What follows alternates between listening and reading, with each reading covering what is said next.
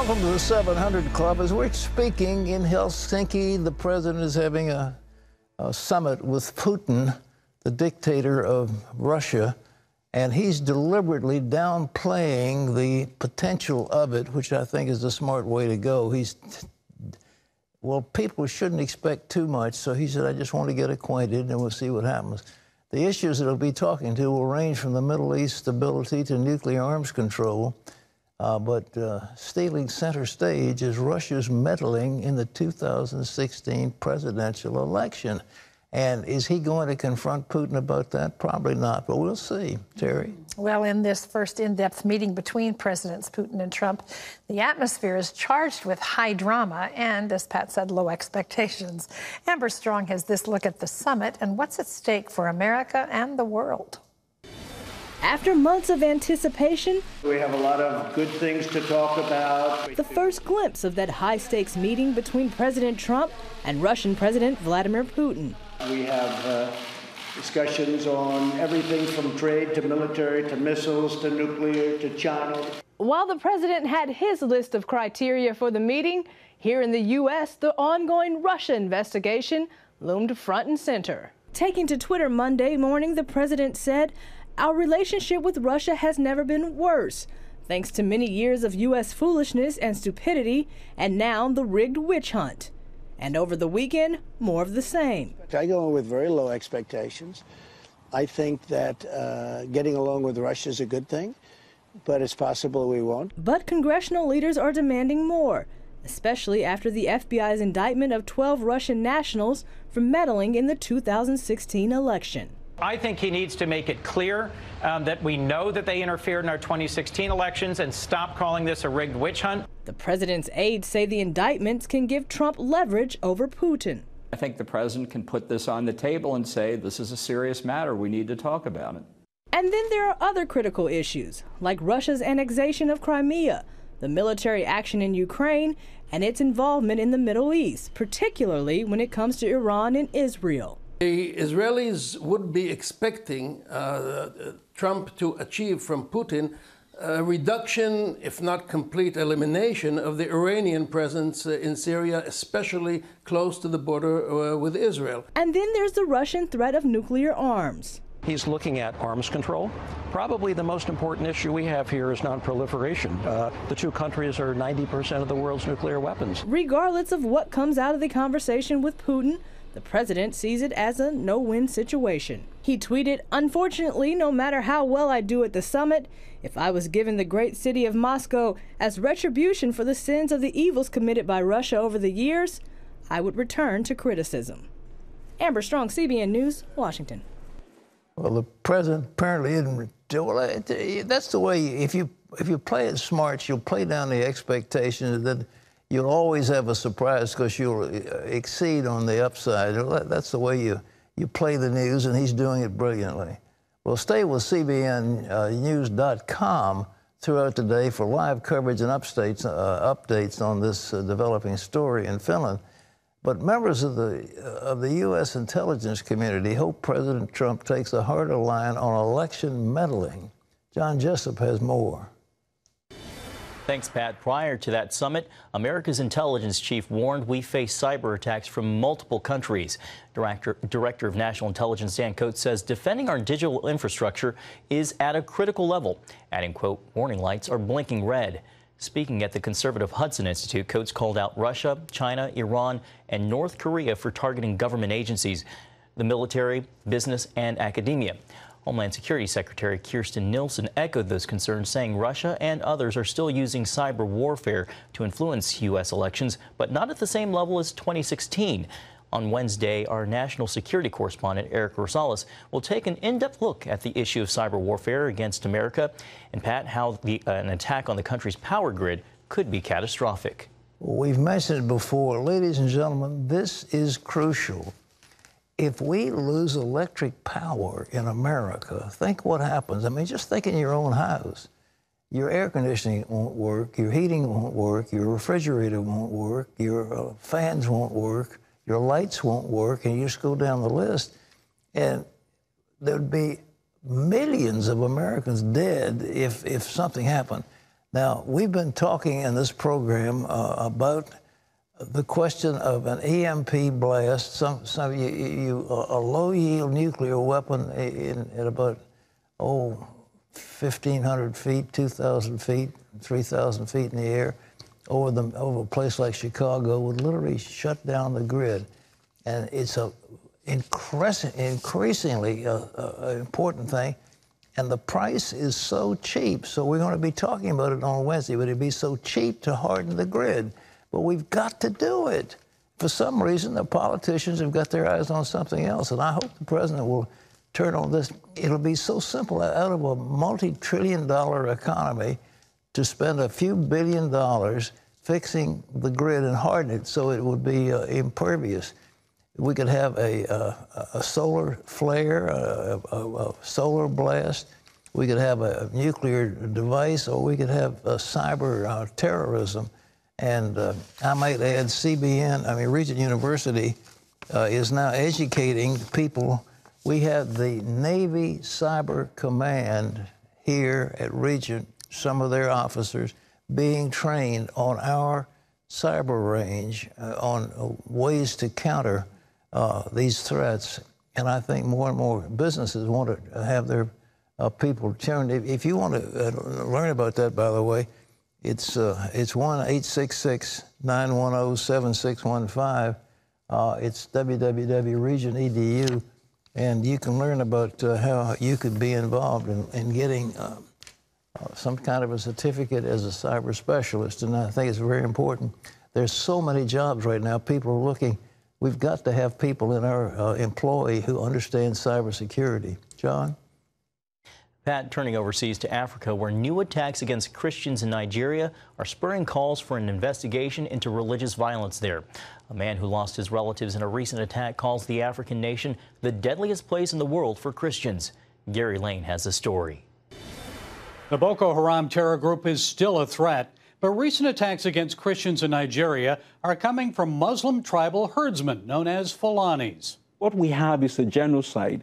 They are trying to displace the Christians, they're trying to possess their lands, and they're trying to impose their religion on the so-called infidels and pagans who they consider Christians to be. International human rights attorney Emmanuel Ogebe recently lost family members, including a pregnant mother, her husband, and their children. And they went into their home and they killed their 4-year-old son and their 6-year-old daughter, who were asleep in their beds. The Fulani's weapon of choice? AK-47 automatic weapons, too expensive for most herdsmen. CBN Nigeria Director Felix Oisamoje. Given how much an AK-47 will go for, a Fulani herdsman will probably need to sell all his cattle to be able to buy an AK-47. Ogebe says there's a sinister side to those behind the attacks. A lot of these cattle are owned by very rich Fulanis who are in government and who are in power. So there is a strong belief that the Fulanis, the ruling elite, are actually funding these herdsmen to conduct these attacks. According to the Global Terrorism Index, Fulani herdsmen have killed as many as 60,000 people since 2001.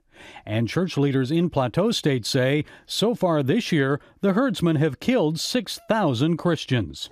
Ogebe says by eliminating Christians, this group can dominate North and Central Nigeria politically and economically. Thousands of Christians need help to escape the violence. I know that CBN 700 Club is in Nigeria. So if people support CBN, we know that CBN will deliver to the people who are afflicted. Oisamoje says CBN is dispatching humanitarian teams to the affected regions. They recently provided free medical care in north central Nigeria while sharing much needed spiritual comfort. I think one of the things we need the most is prayers, because after all, the Bible tells us that we do not war against flesh and blood. And so we know that there's spiritual issues, so we need to pray. Gary Lane, CBN News. Thank you, Gary. Well, back here at home, Democrats and Republicans are gearing up for the midterm elections, and there's been a surprise in California, where the state Democratic Party rejected 26-year incumbent Senator Dianne Feinstein this weekend. Instead, they moved to the left and overwhelmingly endorsed a more liberal candidate, Kevin De Leon. The battle is seen as another example of the growing rift between moderate and more left-wing Democrats. Feinstein, though, is still a strong favorite in the Senate race. Well, this fall, Republicans will try to hold on to their majorities in Congress, but it's going to be tough, with Democrats eager to flip both the House and Senate. One important state is North Carolina. CBN's Jenna Browder visited the Tar Heel state to talk to voters in a swing county that could go either way. Granville County is made up of those quintessential swing voters. They vote for both Democrats and Republicans. In 2016, they voted for President Trump, but for the race for governor, they went with a Democrat. So what does this mean for 2018 and the midterms? It's a mess to me. That's how Corey Strickland feels about Washington. And if you ask him about voting this fall, I don't really get into all that stuff. I just vote for President Trump. That's about it. something we heard a lot of here at George's Family Restaurant in Oxford. We got a mainline leader that can guide them to where they can do good. Lifelong Democrats Bill and Marcia Shoemaker voted for Trump in 2016. He's one of the best we've ever had. They do plan to go back to the polls in November. Ordinarily, I used to vote Democratic all the way. Now, I try to vote and make my decision on the actual person's approach. Are you Democrat, Republican? What do you call? I'm going to not answer it. I'm just going to say that I vote. Candace Mitchum says she's open to supporting either Democrats or Republicans. She just wants people in office who care about the opioid crisis. You have to clean up your streets. Everyday real life issues. Yes, everyday real life issues. Granville is one of 7 North Carolina counties that flipped from blue to red in 2016. Trump won by about 2.5%. 4 years earlier, Barack Obama won here by about 4.5%. That's a 7-point swing in Trump's favor. It doesn't, though, necessarily spell success for the GOP this fall. You didn't vote for him in 2016? I did not. Would you vote for him in, say, 2020? No. Tim Kavanaugh isn't sold on Trump or any other politician these days. Not enough working together, not enough cooperation, and everybody's kind of in it for themselves. It's touch and go here, and voters can go either way. But County Commissioner Tim Karen believes it will swing red. I think that the conservative values that people here in Granville County hold true kind of ring with the Republican Party. The county may be leaning red, but will the pro-Trump voter of 2016 turn out this time around? No, I probably won't. If many others feel the same as Corey Strickland, that could be a big problem for the GOP. In Granville County, North Carolina, Jenna Browder, CBN News. Thanks, Jenna. Pat, a critical vote here in just a few months. It really is. Interesting, the Republicans have decided to have their convention in Charlotte. I think they figure that North Carolina is a very important state, and they want to put the big guns there, but that's for the presidential election that's coming up. But these midterm elections are very important, and people don't pay much attention to them. You don't have near the hoopla and the money being spent you do in a presidential race. But it's so important. Especially the control of the Senate is vital.